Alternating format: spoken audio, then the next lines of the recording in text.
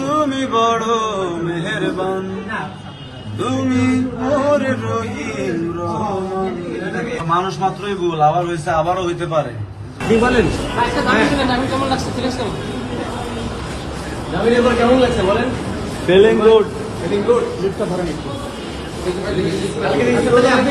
ওই কাস্টডিটা দেন। অবশ্যই অবশ্যই।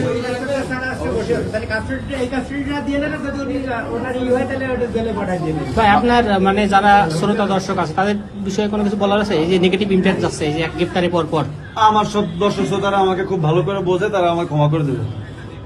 তাদেরকে নতুন করে ভাই আপনার নতুন করে বলার কিছু নাই, আমাকে সবাই চিনে যে আমি কেমন একটু হালকা পাগলা পাগলা হয়ে থাকে, ভুল ভ্রান্তি মানুষের দ্বারাই হয়ে থাকে। এর আগে প্রথম যখন গ্রেফতার হয়েছেন তখন কিন্তু ক্ষমা চেয়ে গেছিলেন সবার কাছে যে আমি ক্ষমা চাই, আমি আর এমন কাজ করবো না। কিন্তু মানুষ মাত্রই ভুল, আবার হয়েছে, আবারও হইতে পারে, কিন্তু সব প্রতিবারই মাফ করে দিয়ে দেন।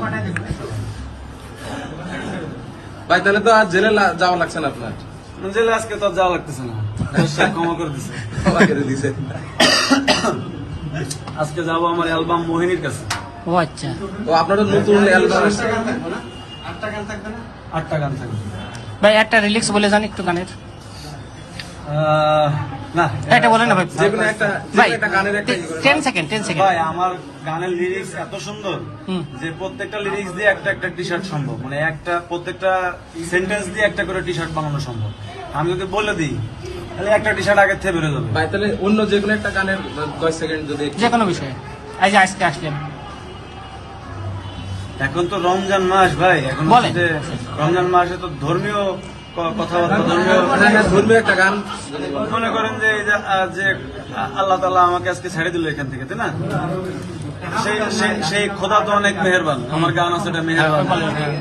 খোদা তুমি বড় মেহেরবান, তুমি মোর রহিম রহমান। ঠিক আছে, ঠিক আছে, থ্যাংক ইউ ভাই। আসবে না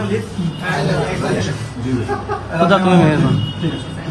আমরা আছি, সমস্যা নেই ভাই, প্রোটোকল আমরা আছি। ইধর